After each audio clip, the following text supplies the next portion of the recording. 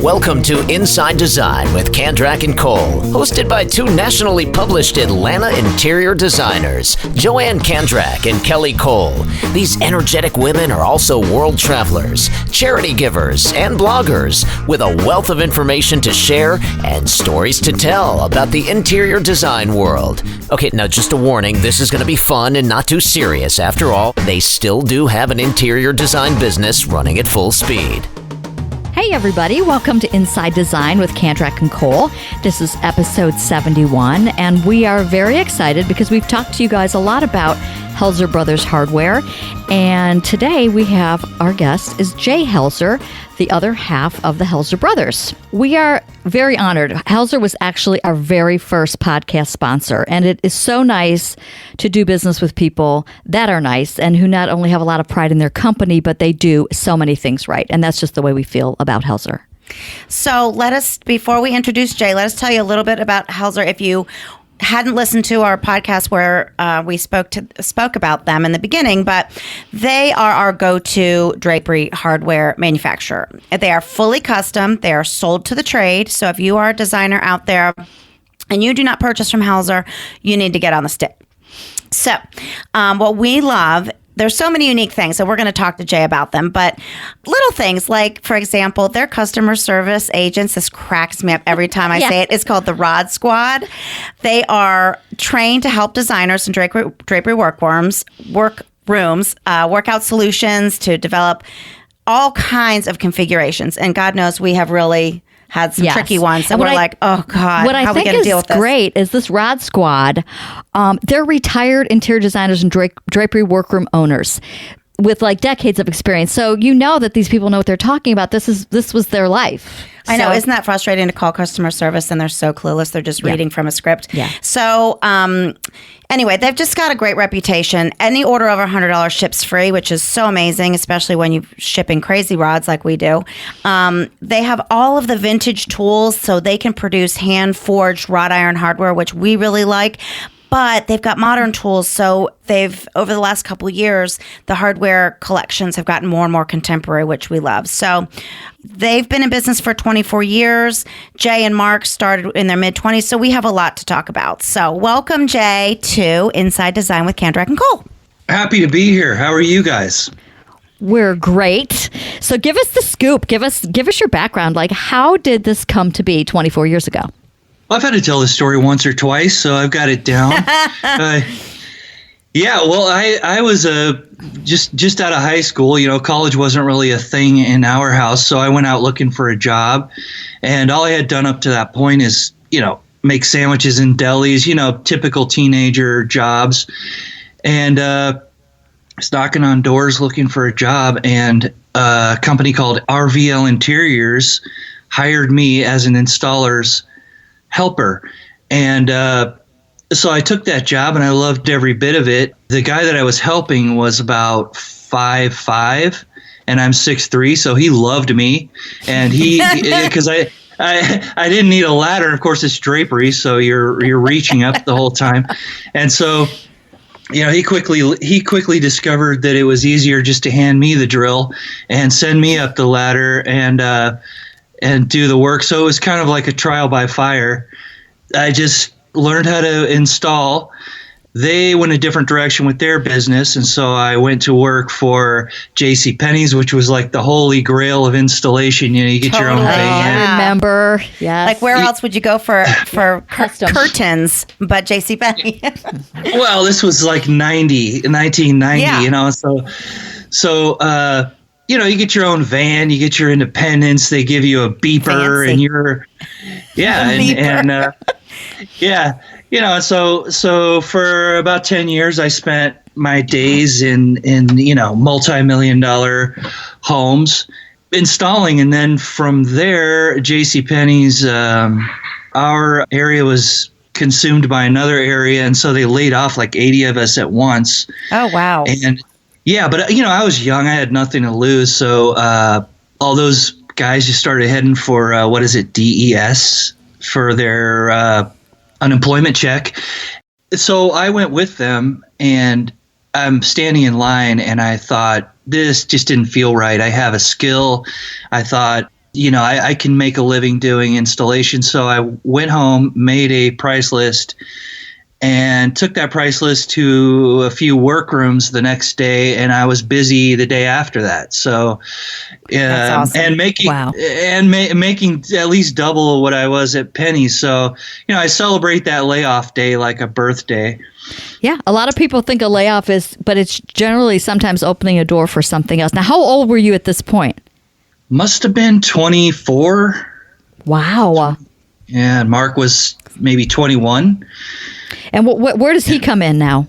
Well, okay, let me give you some background on him. He went to work right out of high school also, but he kind of took a different direction, and he's always been very mechanically inclined, and so he was working on cars. And specifically, when I approached him with the drapery hardware idea, he was building something called a sandrail, which it's a off-road race car. It's cool. It's like a dune buggy that people take to the sand dunes and they go flying around. My recreational choices is more slow speed, but that was his thing at the time. But it was pretty amazing what he did. He would take just a pile of tubular steel and turn it into something amazing. And he would take an entire engine and drivetrain out of a car like a Nissan 300Z or something like that, and he'd adapt it to the sandrail. So my point is, he was doing work that was extremely complicated, and drapery hardware was not. He didn't see that as a very difficult thing. So, but you liked him enough to ask him to join you. Yeah, and I have five brothers, so it's just a timing. It was timing mainly, because they all would have been great partners, but Mark was kind of just a mechanical prodigy almost. Like when he was, I'd say, I don't know, very young, 10 or 12 years old, he wired a doorbell to his bedroom just because he could. He was into electronics at the time, and he's just one of those guys. That's so one cool. of those guys that could he knew his way around a toolbox and could just do anything. So he seemed like a no-brainer to me, and that's kind of our history. So how do you take all of that great foundation and say, we're going to start a business? Well, it was just a combination of being young, nothing to lose, and just the opportunity arose. I was, like I said, I was installing draperies, and more, I was picking up the drapery hardware from the local blacksmith, and so that look just became more and more popular, and so I had a truck full of this hand forged drapery hardware in the back of my truck. So I stopped by to show Mark, and I was really excited. I was like, "Look at this, Mark! It's just tubular steel, and just simple brackets, and they used fencing components for the finials." And I thought, this is, they're selling this for $300, and it's about $30 worth of materials. Mm-hmm. And so there's a light bulb moment. Yeah. Yeah. So we just thought, what the heck? I mean, if nothing else, it would just be a supplementary income. And then a few months later, so are you living at home and building out of the garage, or are you just giving ideas to the blacksmith? No, we wanted to do all the manufacturing ourselves, so we did a little bit of prototyping in our garage, my garage, and then very soon we got several orders, and we're able to rent a space, and 25 years later, here we are. Oh my God! All right, so how many employees do you have now? We have about 40. It varies, but. What's the size of your office, your operation? Where are you? Do you have a big warehouse? Well, we should tell everybody you're in Arizona. Yeah. Yeah. Well, yeah, we had the foresight. It sounds braggadocious, but we bought our building as soon as we could, 20 years ago. So we paid that one off, and now we bought the building next door, and so we're up to about 40,000 square feet. Whoa! And, Wow. Yeah. And so this new building is going to make it possible for us to have a more clean area, because manufacturing with aluminum and steel and iron, it's very, it's kind of dirty work. So now we've got a whole new building that's going to stay clean and do more of the high-tech stuff, like motorized drapery rods. So cool. I was just about to ask. So, looking over the last 24 years, what do you look back and say, "Oh, that was a pivotal moment," or that was a breakthrough, or that was a turning point in our product line, or like what jumps out at you? Alexa. Everybody wants to say, "Alexa, brush my teeth." So yeah. So just learning all that, that's a lot has changed in the electronics and high tech portion of the business, but the decorative drapery hardware really hasn't changed that much. It's just, my impression is that it just goes in cycles, and something that was totally out of style, for instance, brass. Mm-hmm. That was just gone, and now it seems to be coming back as an example. But well, when we first started using Helser Brothers, I think we came to Helser Brothers, I want to say, correct me if I'm wrong, but because of Jackie Von Tobel's collection and her kick butt finials that were so different. And we've just thoroughly enjoyed and the finishes. The finishes are so nice. They're getting back to the brass. It has to be the right brass. On a side note, this is so funny. My little niece got a kitchen for Christmas, a little toy kitchen or whatever. It's got the red wolf knobs and it has brass hardware. I'm not kidding. Mm-hmm. That is hilarious. So and now we do. We kind of OD'd on Jackie's finials for a while. Well, they'll always be a part of our go-to. But we've been we do a lot of the French rods. And I think you guys do those really well. And I love all the different bases that you can pick from. Yeah. And I love, I use the outdoor. I have a big screened-in porch, and I use the outdoor rods for... wrap around? For wrap around in my window treatments. And they don't, they look like the day they were installed. And how many years has that been? That's been 4 or 5? Yeah. Yeah. Thanks for your business, by the way. Yeah. We, it was so funny because we used to buy Helser direct. We still do, but then we hooked up with a different drapery workroom, and she was kind of took over, so it's more of a turnkey thing, and kind of took it off our plate. Like, oh my God, Helser probably thinks we dropped off the face of the earth. We got a phone call from Helser and calling us and saying, "Is everything guys, okay? What's going on?" And we were like, "Don't worry. It's just they're coming through. Our orders are coming through a different person." Yeah, like, dude, are we good? Are we good? Yeah. But I felt so good. Are you mad at us? I'm like, yeah. Well, I'm like, oh my God, they even noticed. They care. Yeah. They even noticed that we're, they haven't seen our name come through, but we're there. We're always there. Yeah. Well, hey, I know you guys love the French poles. You're going to love this. We got Mark just recently figured out how to continue the carriers around the corner. You guys order the French poles with the rings mainly, correct? Yes. Yeah. Well, we also figured out how to bend the Rufino track, which is basically it's a classic iron look, but it has high-tech guts. So it's got wheeled carriers and aluminum track, and we haven't done any of that. We need to do that. We do need to do that. So it's like a traverse rod, basically. Like it's wand traverse, but the difficulty was that you couldn't bend it and get the carriers to continue around the corner, which is nice if you have a window where stacking is an issue. The stack of the draperies, when you pull them open, of course, they take up space, and we call that the stack. And if you can continue the carriers around the corner, it decreases the amount of stack. So we're kind of excited about that. Well, see, That's huge. This is what's so great too, because whether you're an interior designer or you're a workroom and you have these questions, they will answer these questions for you. There's definitely somebody there who will explain, in a direct, nice way so that you understand, what you're doing. And that's what I like, because this is, drapery hardware is very technical. And I think a lot of people are very intimidated by it. Yeah, it certainly can be.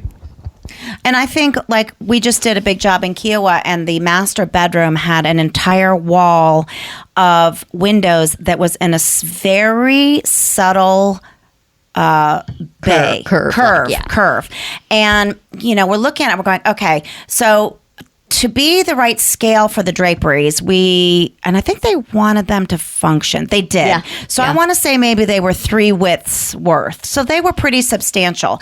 But there was still going to be quite a bit of open, window. And the question always arises, do you wrap the rod all the way around and have one really long rod that's in some of it very exposed with nothing on it? Or do you do kind of these baby rods, on the sides? Yeah. Well, I hate that look. And these had to function anyway. So the rod was going to go all the way around.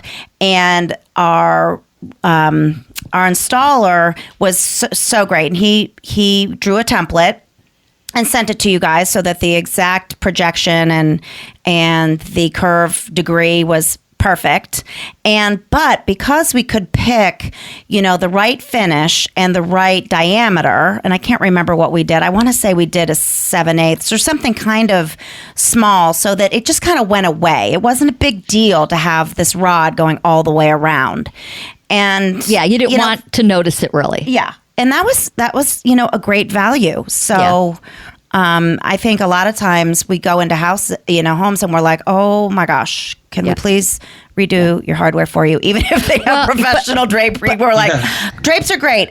Could we replace your hardware for you? Yeah. And people can go on to your Instagram, whatever. You guys are very good about showing other people's work. So if someone does have kind of a weird window, and they can look through your kind of like your photos that you put up, and people can say, oh, look at how they treated that or whatever. So I think that's pretty cool. And then you guys do like a contest so that different designers will provide photos of their work, so that you can, you're just kind of good, for the industry that way, like sharing stuff, and so that we all, keep learning. Yeah, we try to make it fun, and the contest thing, that's just entirely random. That's what's fun about owning your own business. You just get some wild idea and you could just do it. And so we're like, hey, let's do a window mistreatments contest. Send us your ugliest window, and we'll give you a grant for hardware. So if you have a brother or a cousin that's got a a Mexican zarape up on the window or something like that, you can help them out. So we just do crazy stuff like that because we want to be like a contributor and a valuable part of the industry. So try to make it fun at trade shows and things like that. Yeah, and you're always innovating. You kind of have to these days. Like like this new Traverse thing that you're talking about. You have to stay current and always changing and updating what you're doing, and you guys are really, really good at that. So in 24 years, like if someone asked me this question, I could answer it, but what are you most proud of, from beginning to now? Well, definitely our reputation. We work very, very hard to keep our customers happy, because it just kind of worked out that way because when we started the company, it was just all word of mouth, and it didn't travel very far very fast, and then along comes social media, and all of a sudden we're in a fishbowl. Well, that can work very well, and that can be tragic for some companies. But so we had the reputation in place before social media took off, and so that's been a constant project for us, just to keep that reputation intact. And then also, I've got 5 kids. I've never missed baseball, soccer, football, volleyball game, and I get home at 4. Oh my God, that's awesome. I get home at 4 p.m. every day, and so I'm proud of that. Awesome. That's awesome. My work-life balance has been good. So from a manufacturing standpoint, I know you and I were chatting one day, and we were laughing that how much we hate FaceTime because we're criticizing our double chins. But how have you guys, as manufacturers of drapery hardware, how have you embraced social media? Was it hard? Like, do you like it, or do you do it because you have to, or do you have somebody that does it for you? How does it work for you guys? No, I love it, and I contribute. Sometimes the ladies in the office contribute, but we do have people that handle that stuff that help us out with it. I have a marketing team that's awesome, but yeah, we've embraced it wholeheartedly. In fact, and it's paid off. Oh, without a doubt. It's like all these micro third-party endorsements that you get, like when somebody says something like it, even when they click like on a picture, that's like a micro endorsement. Yeah, I never heard anybody say it like that. I like that. Yeah, that's so true. Yeah, so you can use that to your advantage, and we think we are. So what's next? Do you think your kids will work for you? Like, what's the future of Helser Brothers? Like, if you had a crystal ball? Well, Mark and I had a discussion about that 20 years ago, and we just decided that we're going to keep the kids out of it for now and let them find their own way. And if they wind up circling back around to help us out with the company, then great. But that's not really in the plans at the moment. What do you see in your industry? What's your next big thing? Well, if there is one. There is. We're going all in on motorized hardware. We're not going to manufacture that ourselves at the moment, but we're looking for the best motorization solutions, and we're going to carry those. We currently carry the Force Group products, but we're looking for more all the time. So motorization is a big deal. It's huge. Everybody wants it. And so that would be used with smart technology, smartphones, etc. Well, you have the option. I mean, you can have a switch on the wall, or you can ask Alexa to do it for you. It's pretty exciting technology. It was kind of tough to keep up with. Yeah. This is just kind of a random thought. How does a person, you just kind of fell into this whole installing, but our installer, he's so busy. I mean, he does such a great job. There isn't a window and treatment installer school, is that? It's just something that somebody picks up, because it really could be a very lucrative job. We would like die if something happened to him. Oh yeah, he's so crucial to our business. Yeah. What is the installer world like? I mean, is it just someone that just ends up assisting somebody like you and then falls into it, or do they have like a professional industry? Yeah. You know what? I don't even know, but I think the best way is to just ask Alexa. Exactly. Yeah, teach me how to install. No, they well, like look at Chris. He's training Morgan. Maybe it's still that kind of apprenticeship type of thing. Mm-hmm. I think it is, and there's a shortage of them. And yes, you're right; it can be very lucrative. I mean, I think I topped out at like 60,000, like in 1990, and that was getting $1.50 a foot for draperies, and now they're getting like what? Double $7? At least. Yeah, double, triple that. Yeah, wow. See, this needs to be like a professional, or even like a tailor or someone who does it. Like where I grew up in Cleveland, like there were these Italian ladies that you used to take your stuff to, and they would hem your stuff and sew your stuff. You get that at the dry cleaner. Like there's really there's no school for that. It's another one of those things where if you could learn, and there is such a need out there, but you just have to kind of find somebody. I'm telling you, these tradespeople are the next millionaires. Mm-hmm. But without a doubt. Yeah, who is it? Mike Rowe. He has a podcast also, and he's a big proponent of that. Like, yes, college is great. In fact, we're sending all of ours to college, but there you can make a very good living with the trade. Yeah, for sure. And kind of if you work for yourself, like you said, you can go to your kids' ball games. You can, have a good balanced life, other than working for someone else. God, I hate to say it, but like we're out of time. Oh, so no. How can, you guys are HelserBrothers.com. Is it HelserBrothers.com? Correct. Is that, okay. Yes. Yep. And then are your social media handles all Helser Brothers, or did they Helser Brothers Hardware? What's the best way for people to find you? It's just /Helser Brothers across the board. Okay. Instagram, Yep. Okay. Pinterest, Facebook, just /Helser Brothers. Awesome. So look us up. Well, we just love you guys, and we love your story, and we're just so happy to have you as one of our main core resources. And and thank you again for being our first sponsor, because that was really a great moment for us. And we always said we really only wanted to have sponsors that we genuinely liked and could feel good about promoting, because that's kind of how we feel about you guys. Well, that's great to hear, but it was a no-brainer for us because we think you guys are awesome, and I'm a consumer of your product. I listen to your podcasts all the time, all of them. So thank you. It was just a no-brainer.